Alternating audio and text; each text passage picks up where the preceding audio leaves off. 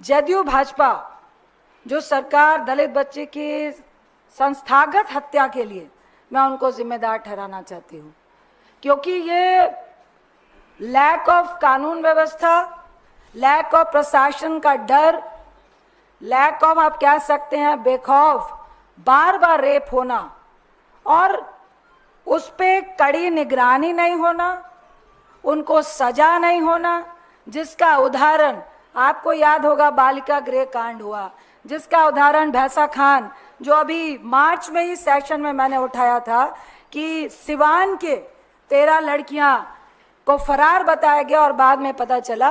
तो ये सरेआम इस तरह की घटनाएं हो रही हैं। एक तो सबसे बड़ी बात है कि इतने हैवानियत के बाद उसके बॉडी पे 20 जगह चाकू के निशान है।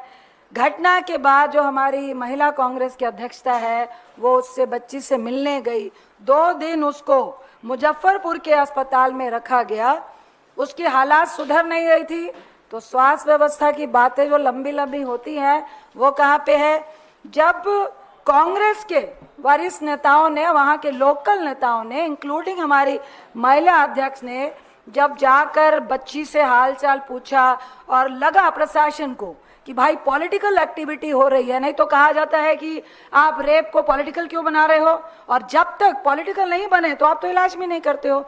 मेरे पास कई ऐसे उदाहरण है बिहार के कि जब तक कोई नेता नहीं पहुंचे आप तो बच्ची की एफआईआर भी नहीं लेते हो। इसमें भी यही हुआ है, जब बच्ची का रेप हुआ और वो बच्ची घसीटते हुए वहां तक गई है जहां उसको पब्लिक देख पाए, एफआईआर करने जब गए हैं तो उल्टा एफआईआर छोड़िए प्रशासन ने उन्हीं लोगों पे लाठीचार्ज किया है। तो ये कहाँ का कानून है? कौन सी कानून व्यवस्था की बात करते हैं? जब उसकी हालत नाजुक हो रही थी तो मुजफ्फरपुर के अस्पताल ने उसको एम्स रेफर करने का जो कांग्रेस वालों ने भी प्रेशर दिया कि उसको बेहतर इलाज की जरूरत है, जो मुजफ्फरपुर के अस्पताल में, जो क्रिश मेमोरियल अस्पताल है, उसमें नहीं मिल रहा था।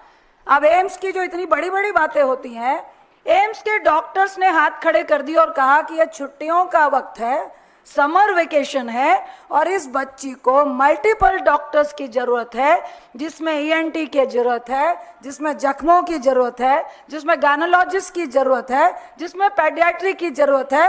कोई भी डॉक्टर, ये बहुत अहम बात है, एम्स में नहीं है। ये पटना एम्स की बात है। फिर उसको पीएमसीएच पटना में रेफर किया गया। पीएमसीएच के बाहर वो बच्ची एम्बुलेंस में 5 घंटे वेट करती रही और उसको अस्पताल में भर्ती नहीं किया गया। जब हमारे प्रदेश अध्यक्ष जो हमारी जिला प्रदेश की जिला महिला अध्यक्ष है फातिमा जी, कई वरिष्ठ नेता लोग पहुंचे और वहां पे प्रेशर बनाया। 5 घंटे के बाद उस बच्ची को पीएमसीएच के बच्चा वार्ड में एडमिट किया गया।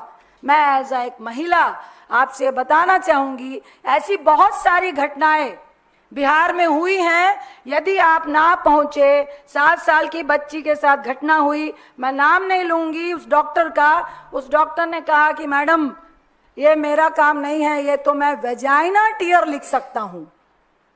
आप भी महिला हैं, आप भी किसी के बहन होगी, बच्ची होगी, मेरी भी बच्ची है, क्या रेप नहीं दिखेगा?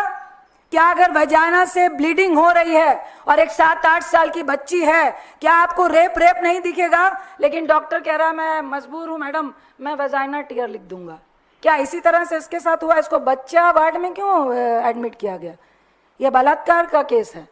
क्यों डॉक्टर ऐसे केसेस को लेने से, हैंडल करने से क्यों हिचकते हैं? क्या प्रशासन का यह फोर्स होता है कि अगर लिपापोती हो सकती है तो लिपापोती करो? क्यों नहीं बताया जाता है? मैं कई ऐसी एफआईआर देखी हैं जिसमें एज अगर 9 साल की है, अगर वहां पे कोई नेता ना खड़ा हो तो उसको 18 साल बना दिया जाता है। अगर एक 34 साल का रेपिस्ट है उसको नाबालिग करने की कोशिश की जाती है। ये किस तरह का राज है बिहार में?